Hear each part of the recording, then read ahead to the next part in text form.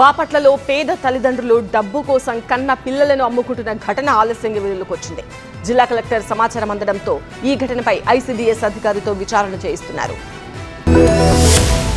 బాపట్ల పట్టణంలోని రాజీవ్ గాంధీ కాలనీలో 5గురు పిల్లలను తల్లిదండ్రులే విక్రయించారనే తీవ్ర ఆరోపణలు వెల్లువెత్తాయి. ఈ ఘటనపై మహిళా శిశు సంక్షేమ శాఖ, ఐసీడీఎస్, పోలీసు అధికారులు ప్రత్యేక దృష్టి సారించి సమగ్ర విచారణను ప్రారంభించారు.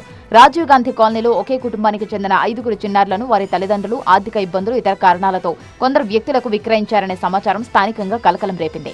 ఈ విషయం స్థానికుల ద్వారా వెలుగులోకి రావడంతో పిల్లలు ప్రస్తుతం ఎక్కడ ఉన్నారు, ఎవరెవరికి విక్రయించారు అనే కోణంలో అధికారులు ఆధారాలు సేకరిస్తున్నారు. విక్రయం నిజమని తేలితే తల్లిదండ్రులతో పాటు పిల్లలను కొనుగోలు చేసిన వారిపై కూడా చట్టపరంగా కఠినమైన క్రిమినల్ కేసులు నమోదు చేయనున్నారు. ఇలాంటి నవజాత శిశువుల లేదా చిన్నపిల్లల విక్రయాలు చట్టరీత్యా తీవ్రమైన నేరం.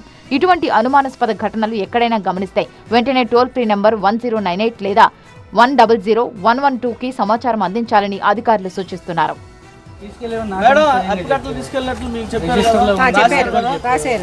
నన్ను అప్పకట్లో చేర్చినట్టు రాయమని చెప్పారు. నేను చెప్పాను విక్టిమ్ ఎక్కడ జరిగింది, డెలివరీ ఎక్కడ ఇంట్లో జరిగిందని అంటున్నారు.